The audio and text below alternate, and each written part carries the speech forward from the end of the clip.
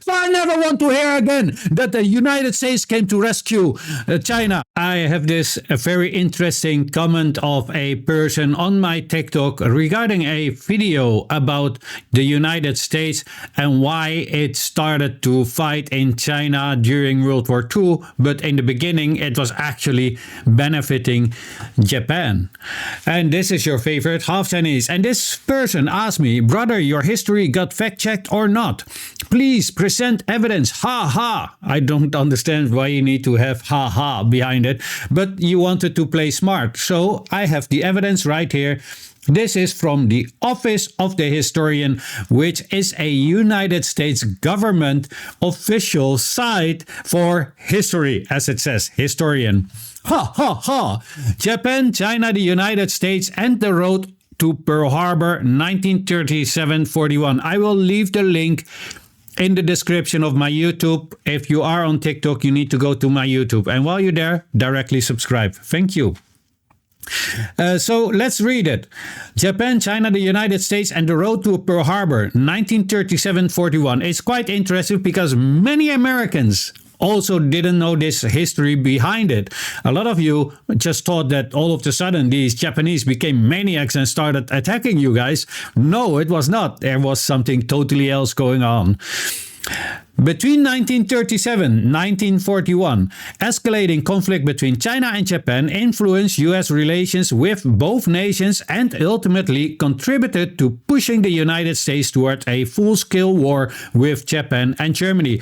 It's interesting how they are calling it a conflict between China and Japan, while it was just a war. It was literally a war. It wasn't a conflict anymore, right? At the outset, U.S. officials viewed development in China with ambivalence. On the one hand, they opposed Japanese incursion into northeast China and the rise of Japanese militarism in the area, in part because of their sense of a long-standing friendship with China. Yeah, this is typical propaganda. There was no long-standing friendship with China. In fact, China was being extorted by the United States, and in 1901 they also invaded China with the Eighth Alliance. And that does not show any kind of friendship. However, after Dr. Sun Yat-sen died, they became friends with Chiang Kai-shek to fight against communists. But that is not a friendship. That is just assets that you want to fight for you. And also, Chiang Kai-shek was extremely corrupt. So I think they would like to have something inside of China, as usual. Anyway, on the other hand, most US officials believed that it had no vital interest in China worth going to war over with Japan. Moreover, the domestic conflict between Chinese nationalists and communists left U.S. policymakers uncertain of success in aiding such an internally divided nation. Yes, because there was a civil war. As a result, few U.S. officials recommended taking a strong stance prior to 1937, and so the United States did little to help China for fear of provoking Japan. U.S. likelihood of providing aid to China increasingly after July 7, 1937, when Chinese and Japanese forces clashed on the Marco Polo Bridge near Beijing, throwing the two nations into a full-scale war. As the United States watched Japanese forces sweep down the coast and then into the capital of Nanjing, population opinion swung firmly in favor of the Chinese. Tensions with Japanese rose when the Japanese army dropped boom booms on the USS Panay as it evacuated American citizens from Nanjing. Killing 3, the US government, however, continued to avoid conflict and accepted an apology and indemnity from the Japanese, an uneasy truce held between the two nations into 1940. So all they wanted to have a little bit of money for American lives. Yes, Americans, this is your government. Always about money. It's never about you. In 1940, so this is actually what I use in the family, and this is or in the video, and this is what is the most interesting about this. In 1940 and 1941, President Franklin D. Roosevelt formalized U.S. aid to China. The U.S. government extended credits to the Chinese government for the purchase of war supplies. So it is not like, oh, we are friends. No, they wanted to make money on war. Seems things have not changed much today, right? As it slowly began to tighten restrictions on Japan, the United States was the main supplier, and this is what the Americans don't know, and this is what the Chinese, also some Chinese don't know. I think this person looks kind of Asian. I don't know if he's Chinese, but anyway. Listen very carefully. The United States was the main supplier of the oil, steel, iron, and other commodities needed by the Japanese military as it became bogged down by Chinese resistance. It is the United States, again, here. This is the office of the historian. It is from history.state.gov. It is an official US government history site, which literally says, needed by the Japanese military as it became bogged down by Chinese resistance. What does it mean? That the Japanese were losing to the Chinese at that time, right? And what does it also say? It says that the United States was the main supplier of the oil, steel, iron, and other commodities needed by the Japanese military. Now, not only when they were being bogged down, but what did they do before they were bogged down? What did the Japanese do before they were bogged down in China? They invaded China. And who was their main supplier of the oil, steel, iron, and other commodities? That's the military hardware, what they mean by other commodities. But that will come later. Who do you think gave them all that stuff? So to give the notion that China was liberated by the Americans is brutally nonsense. Did I just invent a new something? Brutally nonsense? I don't know why it came out like that, but English isn't my first language. They clearly state, this is the United States government itself. They saw that the Chinese were bogging down the Japanese. The Chinese resistance was fierce, ladies and gentlemen. Don't ever underestimate it. And mainly those were the communists. I also made a video about that, why and how that became. It was not Chiang Kai-shek. Chiang Kai-shek was more interested in fighting the communists, and probably because he got a lot of money from the United States, a lot of grease, and also military hardware. The United States was earning on both sides over the backs of the Chinese people. They did not come to rescue. They were not in Washington. Oh, these Chinese, oh my God, what horrible. It's so horrible. This is inhumane how they are being treated. We must help them. No. It was pure strategy. Oh my God, our horse is losing. Let's finally totally shift sides before they have lost, and then our face looks very, very bad. Just think and read between the lines, understand geopolitics and understand strategies, right? But in January 1940, Japan abrogated the existing treaty of commerce with the United States. Although this did not lead to an immediate embargo, it meant that the Roosevelt administration could now restrict the flow of military supplies into Japan and use this as a leverage to force Japan to halt its aggression in China. And that was in 1940. Do you know how long that war was already going on in China? And yet people want to say that the United States was the savior.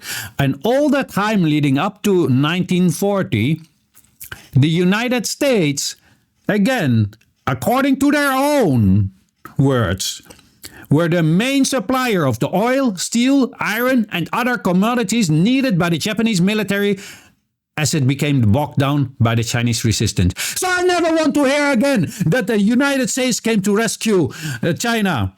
In fact, if it wasn't for the United States, China and all the other nations probably never, ever would have been invaded by Japan. Let's continue. After January 1940, the United States combined a strategy of increasing aid to China through larger credits and the Lend-Lease program, with a gradual move towards embargo on the trade of all military useful items with Japan. The Japanese government made several decisions during these 2 years that exacerbated the situation. Unable or unwilling to control the military, Japan's political leaders sought greater security by establishing the Greater East Cooperation Prosperity Sphere in August 1940. All right, let's just the Greater East Asia Prosperity Sphere was a Japanese imperial concept during World War II, presented as an independent economic bloc of Asian nations, free. Listen very carefully. Free from Western control. But in reality, it was a tool for Japanese domination, resource extraction, and cultural subjugation, involving territories like Manchuria, Korea, China, Southeast Asia, and the Dutch East Indies. All right? So, what does that sound like? That sounds exactly like what? America has it, the Monroe Doctrine, right? The Japan wanted to have a sort of Monroe Doctrine, right? And that was with the blessings of the United States. And I think, but that's just my personal opinion, I think that the United States plan was as follows. Germany, ruler of Europe, and maybe also parts of Africa. Japan in the East, and United States over America. And I think they would be looking, if they could divide the world like that in 3 blocks, one day they will attack the other block to get all of it, right? I think, but that's my personal hunch. I have no evidence for that, so take it with a grain of salt. And also let me know in the comment section if you think that could be the case, right? In so doing, they announced Japan's intention to drive the Western imperialist nations from Asia. However, this Japanese-led project aimed to enhance Japan's economic and material wealth so that it would not be dependent upon the supplies from the West, and not to liberate the long subject peoples of Asia. Well, here they say, right, I must say that this is American history side, right? Supplies from the West. Who was the West in war with? Germany. And Germany was allies with Japan. So definitely it was not the West. So what do they mean by the West? The United States of America, right? That's if you ask me. Because in no way that it would have involved Europe, right? In fact, Japan would have to launch a campaign of military conquest and rule, and did not intend to pull out of China. And I think this was also a bit of a problem, because Chiang Kai-shek was taking a lot of money and resources from the United States. And it was for a reason. The United States, obviously, and as no other country would, gives money out of charity, all right? Charity doesn't exist, and it definitely doesn't exist in the minds of the capitalists. The United States government is being driven by capitalists. If they give you money, it is for something. Now you only need to figure out what it was that they wanted to get. Right? So now they have a problem. The Japanese that they were funding basically with the oil and the iron and etc. All the other things, then are losing, right? So they were betting on two horses at the same time, and they just watched. Oh, this party is losing. We cut them loose and we go with this one only. That is basically what they're saying here. Because they didn't want to lose China, right? You know how they talk about countries, right? We cannot lose this country while it is talking about a total sovereign nation, right? You have to understand these kind of things in geopolitics and strategies. At the same time, several pacts with Western nations only made Japan appear more of a threat to the United States. First, Japan signed a tripartite pact with Germany and Italy on September 27, 1940, and thereby linked the conflicts in Europe and Asia.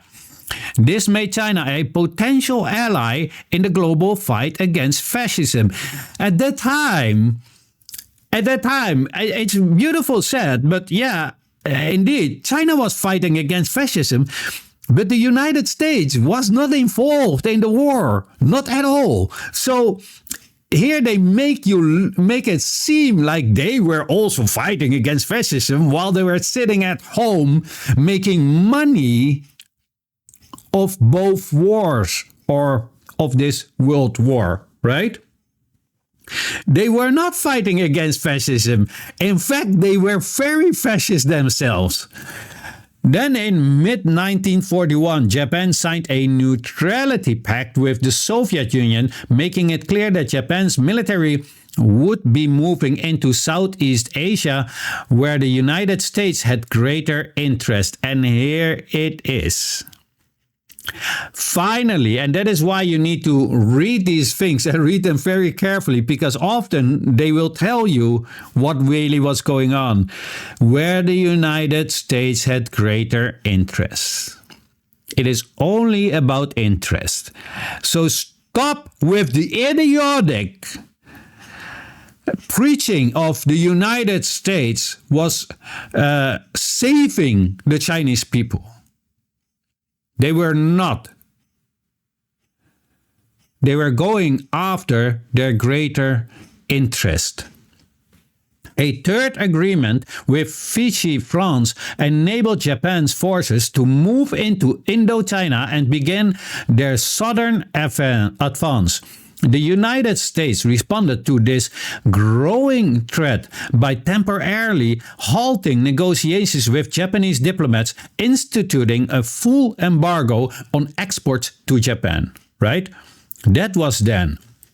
Freezing Japanese assets in US banks, just like they do with Russia, and sending supplies into China along the Burma Road, right?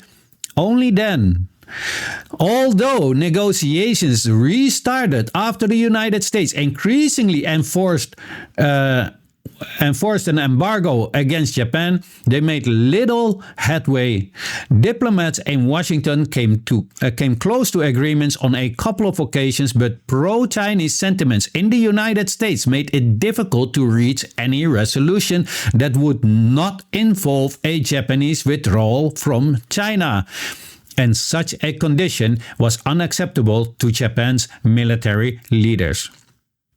So basically, they were strategizing what was the best way. Can we make a strategy that Japan can stay in China or not? And they decided that it would be impossible for Japan to stay in there. Why? Because probably the United States had greater interest in China and wanted to have it all for themselves. That is why they were greasing Chiang Kai-shek and giving him every money.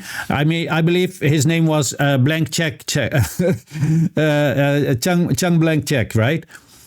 faced with serious shortages as a result of the embargo, and this one is going to be important for the Americans, faced with serious shortages as a result of the embargo, unable to retreat and convinced that the US officials opposed further negotiations, Japan's leaders came to the conclusion that they had to act swiftly. For their part, US leaders had not given up on a negotiated settlement. See, they still were okay with wheeling and dealing with Japan, while Japan was in China taking the lives of Chinese people, right? And also doubted that Japan had the military strength to attack the US territory. And I think that was the miscalculation that the United States did by cutting Japan off, and probably wanted to pressure them to give more territory to the US than essentially would be possible, right? That is my hunch. That was what was happening back then. It was not about saving the Chinese. Do you see anywhere where we had to involve because human rights? No, it was strictly doing business. Therefore, they were stunned when the unthinkable happened and the Japanese plane did the U.S. fleet at Pearl Harbor on December 7, 1941. The following day, the United States declared war on Japan, and it soon entered into a military alliance with China. When Germany stood by its ally and declared war on the United States, the Roosevelt administration faced war in both Europe and Asia. And this, ladies and gentlemen, is for the Europeans probably also very new, and also for a lot of Americans who did not know why it was all of a sudden that the Japanese started to attack you. And now you know the exact reason why that exactly was. And also the Europeans, now you understand why it was so late that the United States came. And if the people, probably the younger generation, that history they will never ever get in school. But Europe actually asked the United States several times to come and help, and they declined. Now you know why. And now you also know that the United States not only did not save the Chinese people, but they also did not save the Europeans. They did not come into Europe to help us. Poor Europeans, we need to help you against those fascist Nazis. No, that was not the case. The case was Germany declared war because of their pact that they had with Japan. They were forced to do that. Only then the United States came into Europe. They did not save us. The one who sacrificed the most people, and I know a lot of Europeans don't like to hear this, are the Russians. Yes, and you can make even a claim that the ones who really, really, really were the victors of fascism were actually the Chinese and the Russians. And those are the very, very ones that are being hated by these exact same capitalists. But if you ask the all elderly people from the Netherlands right here, when I talk with them, because I help a lot of elderly, they will always constantly tell me the same story, this story. They will also tell me that the United States is not our friend, and because everything what is happening in Europe now is because of them, what they did to us and after World War II. But that is for another video about the neo-colonization of Europe by the United States. United States taking advantage of a weakened Europe, a Europe that had been weakened by war. Yeah, because if they would not have done it, Europe probably, most likely, would have been socialist today. Anyway, let me know in the comment section what you all think of this, but please keep it respectful. We're not uncivilized barbarians, unlike some others. I hope this was interesting for you, and I hope that you have learned anything. And yes, this is official source. Again, it will be linked. I also have a buy me a coffee link for the people that want to support my work, but only do it if you have more than enough money. It would break my heart if you would give me your last bucks or money that you could use for maybe your spouse or for your children or for yourself for that matter. So yeah, the link will be in the description. I think that was it. I hope you enjoyed the video and have a great day. Your favorite half Chinese.